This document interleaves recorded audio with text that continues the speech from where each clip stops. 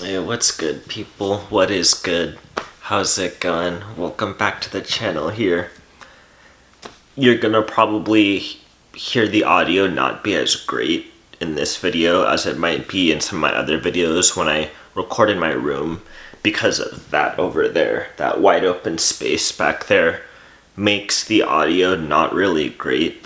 It probably has to do with the acoustics of the room and the sound waves and things like that, and the fact that there's just a wide open space where what's that word, where you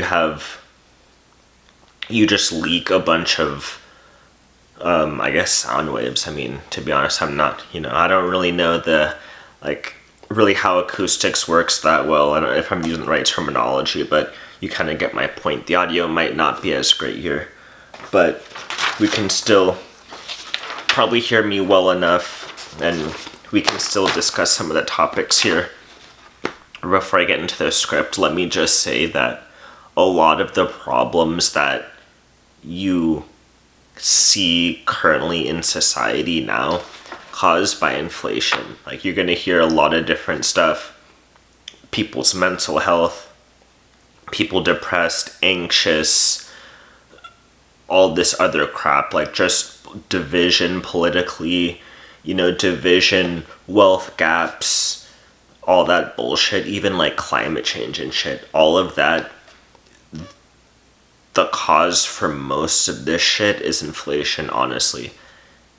And, maybe the climate change one might be a little bit of a stretch, but I'm sure you could tie even that back to inflation. I'm not going to do that right here. I might do that in another video, but just remember that if the price of a home was $200,000 a generation ago, and now that same home is worth 1.2 or more million dollars, as is the case in many suburban neighborhoods, including the one I'm in right now, around the country. Many suburban neighborhoods are facing that same. Actually, most of the homes in my neighborhood currently weren't built in 1992, so I can't say that it's the same here. But that is the case in many neighborhoods around the country. If you have people who had kids a generation ago and then they grow up now, you've just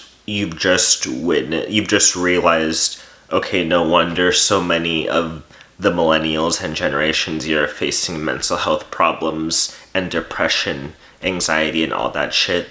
No wonder so many people are experiencing loneliness around the country of all ages, as I've gone over in past videos. It's just not a surprise when you look at inflation and how much asset prices have gone up, and now we're even witnessing the price of regular consumer goods and food go up. So just keep that in mind. People, you're going to start hearing a bunch of shit about climate change in the coming weeks to months to years, and I don't want to say it's a cover-up because I don't like just jumping to conspiracies, but just know what these underlying issues are, man. If the money was right, we could take care of a lot of different problems, including climate change. But okay, let me just get into the script here. The Fed to taper asset purchases starting this month. The maximum employment and price stability. These are just basically my notes because the meeting was on the 3rd. I actually just recently watched the YouTube video of the meeting. I didn't watch the meeting when it went live because I was probably sleeping at the time, but I watched it on YouTube because they post all of their meetings on YouTube. All of this stuff is public, so if you're ever interested in learning more about this stuff, it's all public. The notes are there, the transcripts are there, which I'll post in the description below. The whole video is there, the whole meeting, you can check that stuff out on YouTube, but these are my notes. So maximum employment and price stability are the goals of the Fed. The goals of the Fed are determined by Congress. So maximum employment and price stability are the goals of the Fed. 0% interest rates, so they Powell and company decided not to raise interest rates, but they decided that they were going to begin tapering their asset purchases. We'll get into that a little bit later in this script.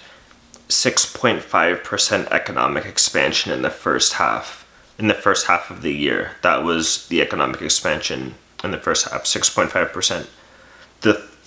In the third quarter of the year, it slowed, and Powell blamed the rise in COVID cases and the Delta variant for this. The aggregate demand remained strong. So the aggregate demand for goods and services in the economy remained strong due to fiscal stimulus, because people had money basically injected right into their bank accounts. I mean, I'll actually get into that. It wasn't injected directly. That might be something that happens in the future, given that we're gonna I might go over the proposal paper in another video, but Heresy Financial covered it well if you watch that channel. I might post it in the description below as well, but there's a paper that's basically detailing what a central bank digital currency would look like, and how people would have bank accounts directly with the Federal Reserve, and the Federal Reserve would have the authority to credit and debit those accounts. So, that's very interesting, but it's another topic for another video. So, remain strong due to fiscal stimulus. The areas of the economy that were hit the hardest in the third quarter were leisure, hospitality, and education. I found that interesting. The demand for workers remained strong, and the unemployment rate was 4.8% in September, which is kind of a little bit down from the highs of the year. But remember that the way that they calculate unemployment changes, and every time it changes, it gets lower. So that's interesting. But 4.8% in September. Powell acknowledged that the retirements of boomers affected the unemployment rate. So it went down, right? Because they retired, so they weren't looking for work, and they weren't employed. And if you're not looking for work anymore, you don't count the numbers. So in that denominator, amount of people unemployed, amount of people, I guess, eligible for employment, that number goes down when you get people that retire. So your overall percentage gets a little bit lower because you remove people from the total. So he acknowledged that the retirements of boomers affected the unemployment rate, but he also said that worker age population is also not necessarily eager to go back to work. And he, I guess, blamed, or he said some of the reasons for that were people didn't want to go back to work and get COVID, which I thought was interesting. Maybe that might be part of it, but we've discussed this in other videos. I think there's other reasons why people don't necessarily want to go back to work. But also, he said that the nature of work was changing, which I did think made sense. The nature of work in general is changing. It's changing from a service sector economy to a data-driven economy. I don't really think we have the proper models to even understand that, and it's happening pretty fast. And Powell said the supply constraints were lasting longer than they previously expected they would. He acknowledged that the Fed's tools cannot affect supply constraints. I'm glad he said that. This is something that I've been hearing in Peter Schiff's podcasts over and over again, and I'm glad that Powell acknowledged this. I thought that was interesting that he just straight up said it. He also acknowledged that inflation remains high, which I think everybody knows by now. He further defined what he meant by transitory, and people's definitions of transitory may be different, but everybody is acknowledging that inflation is here, and it's here to stay at this point, at least for the time being. Even the FOMC acknowledges that. So inflation remains high. And I started this point because this is actually the main thing that he was, or I mean, they do these meetings, I think, every month regardless, but the thing that people wanted to know about in this meeting was asset purchases. So asset purchases will begin to be reduced by $15 billion per month from $120 billion per month. So right now, the Federal Reserve purchases, I think it's $80 billion worth of government treasuries and $40 billion worth of mortgage-backed securities every month. So they inject that into those markets each month. So remember, we talked about this in previous videos. The Fed is the largest buyer of government bonds, essentially, of U.S. government bonds. The Fed is the largest purchaser. And they also purchase mortgage-backed securities. Okay, so they're going to taper $10 billion per month of treasuries and $5 billion per month of mortgage-backed securities. So ideally, next month, they'll be purchasing $105 billion worth of assets. The next month will be $90 billion worth of assets. The next month will be $75 billion worth of assets if they continue the tapering program. If the economy continues to proceed as they expect, then they will continue decreasing asset purchases by $15 billion a month. And that would mean that it would take 8 months to end all the federal stimulus, because 8 times 15 is 120. So if they keep going with that plan, it would take 8 months to end all Fed stimulus. However, if the economy changes from its current pace, then they may stop the tapering. So they may stop and either, or I guess he didn't say that they would increase the amount that they were tapering by, so I don't think it would go over $15 billion a month, but it could go under. So they could say, okay, we're not going to go with $15 billion per month anymore because maybe the economy started getting sluggish again, so they would raise that, or they would lower the amount that they taper, which would mean that they're raising the amount that of like basically money that they're printing, quote unquote, and like injecting to the economy, meaning buying government treasuries and mortgage-backed securities. And they didn't say if they would go over $120 billion a month. I don't know. Like he said that the number would essentially vary depending on how the economy is doing. So I found that interesting. Interest rates will remain at 0. So the tapering won't affect interest rates, which I thought was funny. We went over this in a previous video where I was saying if you purchase government bonds, would that not decrease interest rates? So if you purchase less government bonds, wouldn't that increase interest rates?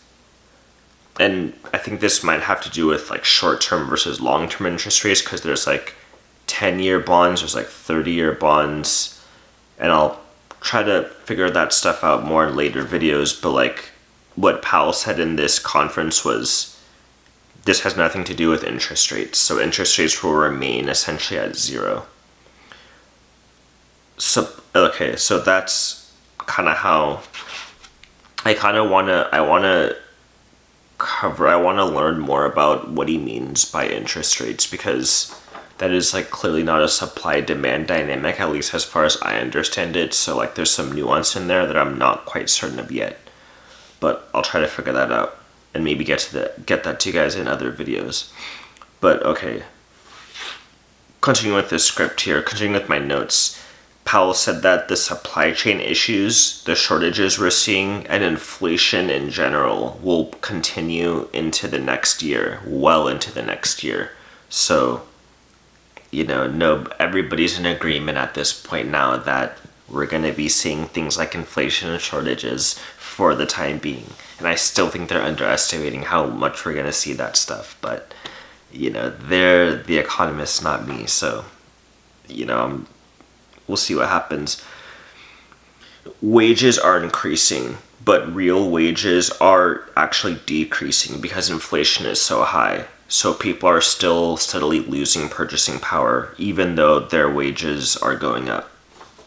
So this means that a wage price spiral is not a threat currently, which is good in a way, because a wage price spiral leads to hyperinflation, because people get paid more, then they're trying to buy the same amount of goods. There's not necessarily more goods produced, but there's more, the workers are paid more because there's not enough of them, so like their wages have to go up for them to continue working.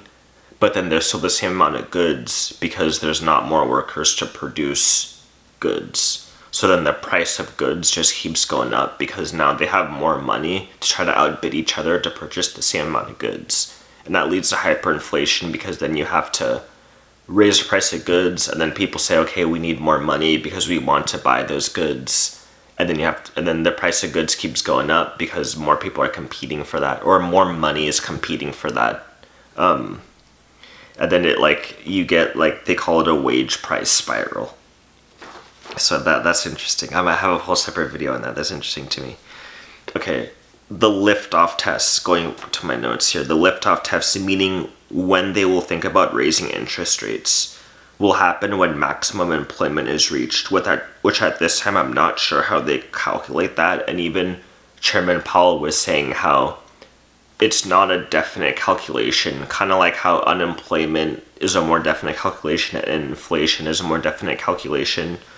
Maximum employment, so what the criteria needed to reach maximum employment, they don't have a definite way of getting that number. But he was talking about how it's like a general sense that they get, and I'll try to cover that in another video.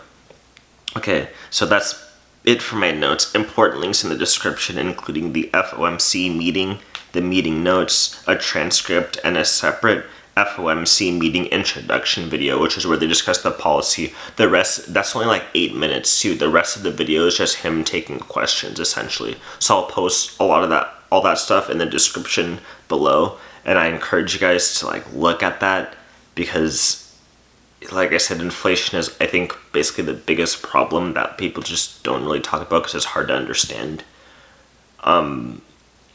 If you understand that, maybe you might have a better chance of, one, you'll just understand stuff more, and two, hopefully you'll try to get a plan to outpace that, and just see if you can buy a home or whatever, or maybe if you already have a home, good for you.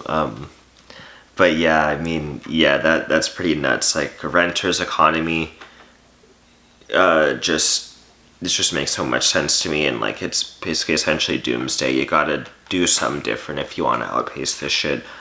I'm trying to do something different myself, but we'll see what happens with me, because the more I learn, the more I'm like, whoa, this is nuts. But yeah. Okay, alright. I'll catch y'all later. Deuces. Do what you can. Stay healthy, if anything. Yeah, man, this is crazy. Alright, I'll catch y'all later.